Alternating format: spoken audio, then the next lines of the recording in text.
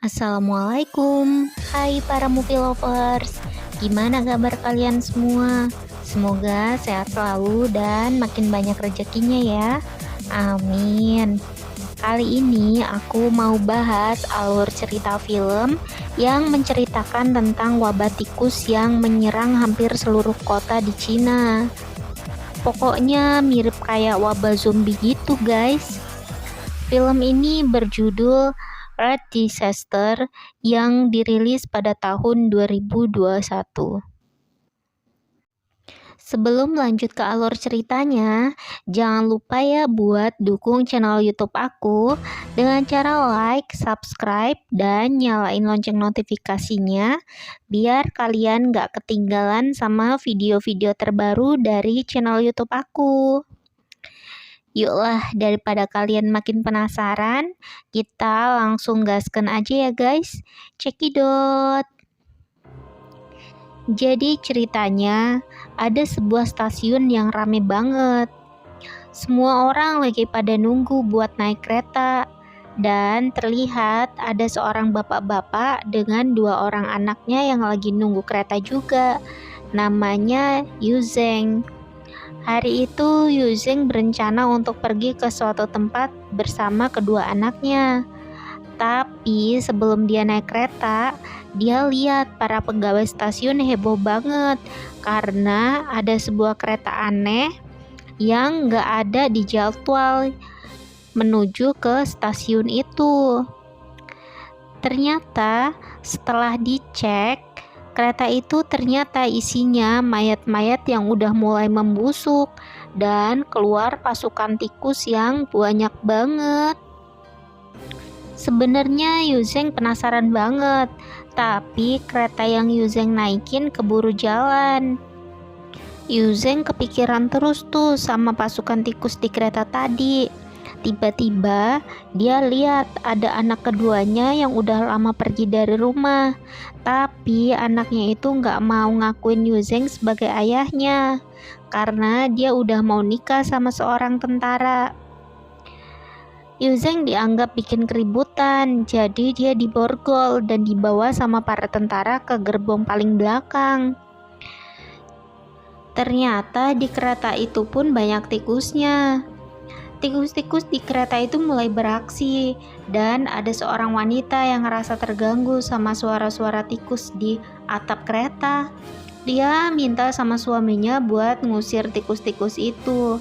Tapi waktu suaminya ngetok-ngetok atap kereta, tiba-tiba atapnya jebol dan tikus yang jumlahnya banyak banget langsung pada berhamburan dan nyerang orang-orang yang ada di dalam gerbong itu. Semua orang berusaha nyelamatin diri, tapi kalah cepet sama pasukan tikus yang ganas banget. Tikus-tikus itu juga masuk ke gerbong belakang tempat Yuzeng ditahan dan dua tentara yang bawa Yuzeng tadi itu langsung diserang. Yuzeng kebingungan mau nyelamatin diri karena tangannya diborgol. Tapi untung aja dia berhasil ngambil kunci dari tentara tadi. Yuzeng pun berhasil keluar dari gerbong tempat dia ditahan. Tapi alangkah terkejutnya karena dia menyaksikan semua orang di gerbong belakang udah pada meninggal semua karena diserang sama pasukan tikus ganas. Yuzeng nyari cara buat bisa keluar dari gerbong itu, jadi dia pakai koper buat ngelewatin mayat-mayat yang lagi dimakanin sama tikus-tikus. Waktu Yuzeng udah masuk ke gerbong berikutnya, Yuzeng bilang sama orang-orang di gerbong itu kalau di gerbong belakang ada banyak banget tikus ganas. Tapi nggak ada yang percaya dan malah mereka ngetawain Yuzeng karena udah takut sama tikus. Dikira tikusnya cuma satu kali ya.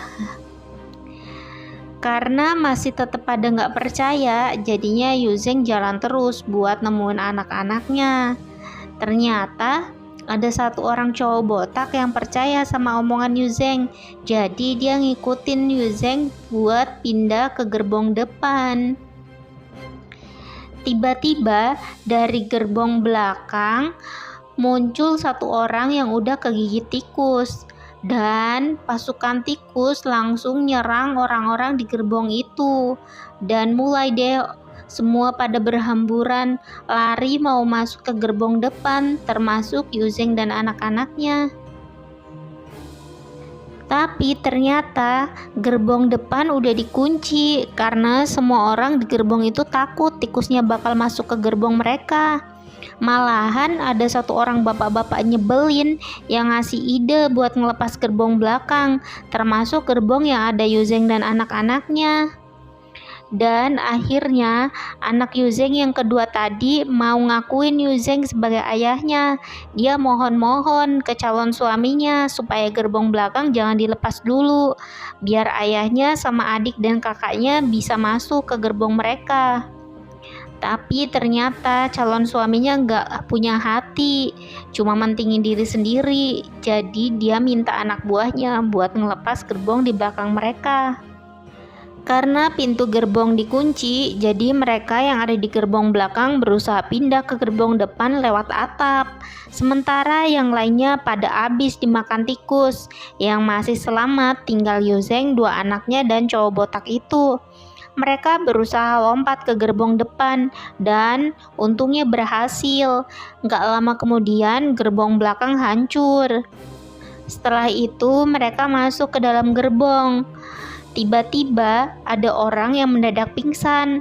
Setelah dicek, ternyata ada bekas gigitan tikus. Dan gak cuma orang ini aja, ada beberapa orang lagi yang tergigit, termasuk anak Yuzeng yang kecil. Semua orang mulai panik dan Yuzeng berusaha menenangkan mereka. Dia bilang kalau ada obat yang bisa nyembuhin orang-orang yang udah terinfeksi. Karena ternyata Yuzeng ini orang kesehatan, guys. Dan Yuzeng minta supaya keretanya dihentikan dulu untuk ngambil obatnya. Kereta pun akhirnya berhenti di sebuah stasiun dan koper-koper dikeluarin semua supaya nggak ada tempat buat tikus sembunyi.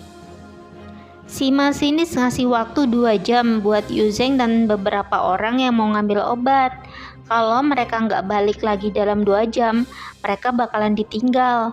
Anak Yuzeng yang pertama maksa minta nemenin ayahnya, sementara anaknya yang kecil dijagain sama anak Yuzeng yang kedua tadi. Setelah mereka sampai di kota, ternyata bener guys, keadaan udah kacau banget, mayat berserakan di mana-mana. Ya ampun, pokoknya serem banget guys. Mereka semua ngerasa aneh karena ternyata tikus-tikus itu pada ngumpul di tempat yang lebih gelap. Dan seremnya cuaca tiba-tiba mendung. Jadi mereka coba naik tangga melewati pasukan tikus yang lagi berteduh dari panas matahari. Tapi ada satu orang yang jatuh dan jadilah santapan para tikus. Kasihan banget ya guys. Sementara itu di kereta ada satu orang yang masih selamat yang datang dari kota. Dia minta tolong buat ikut naik kereta dan dia bilang kalau tikus-tikus itu makin ganas kalau udah gelap. Jadi orang-orang dalam kereta pada panik dan minta keretanya cepat dijalanin.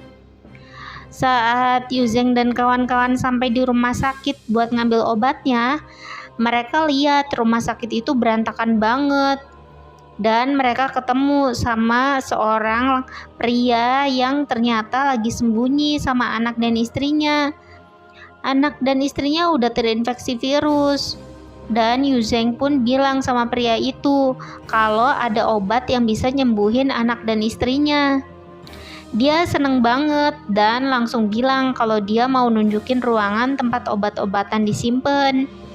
Sementara itu di kereta, orang-orang yang nggak terinfeksi minta supaya kereta cepat dijalanin karena cuacanya udah makin gelap.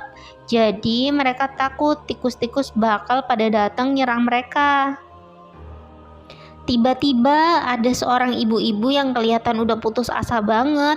Malah dia buka tuh pintu gerbong orang-orang yang nggak terinfeksi. Dan seketika tikus-tikus pada masuk dan nyerang mereka semua. Orang-orang di gerbong khusus yang terinfeksi virus cuma bisa ngeliatin karena mereka bingung harus berbuat apa. Sementara itu di rumah sakit, Yuzeng lagi berusaha buat ngambil obatnya sambil ngindarin para tikus betina yang lagi pada nyusuin anak-anaknya. Akhirnya, Yuzeng pun berhasil dapat obatnya, tapi dia malah ngejatuhin lampu yang dia bawa, dan para tikus yang lagi nyusuin jadi ganas juga. Karena panik, Yuzeng pun ngelemparin obatnya dan malah dibawa kabur sama pria yang tadi ngumpet di rumah sakit. Dia bilang obat itu mau dipakai sendiri buat ngobatin anak dan istrinya. Yuzeng dan kawan-kawan malah dikunciin sama dia. Untung aja mereka semua berhasil keluar. Mereka semua dikejar sama pasukan tikus. Waktu mereka mau ngerebut obat yang dibawa kabur tadi, ternyata mereka lihat pria tadi udah meninggal. Dia bunuh diri karena anak dan istrinya udah meninggal duluan gara-gara virus itu. Dan mereka pun langsung pergi naik mobil. Tapi karena cuacanya mendung, tikus-tikus itu pun terus ngejar mereka. Untung aja tiba-tiba cuaca jadi panas dan tikus-tikus itu pun berhenti ngejar mereka dan tetap berada di tempat yang teduh. Sampainya mereka di kereta, mereka sedih banget karena lihat banyak banget mayat berserakan karena diserang para tikus. Akhirnya mereka menyadari kalau masih ada gerbong yang orang-orangnya masih pada selamat dan anak-anak Yuzeng pun masih ada di sana. Tapi mendadak cuaca mendung lagi, jadi mereka mau siap-siap jalanin kereta. Malah ada pria tua jahat yang ngerebut obat dari Yuzeng. Yuzeng diserang. Tapi untungnya pria botak itu berhasil ngerebut obatnya dari pria tua jahat.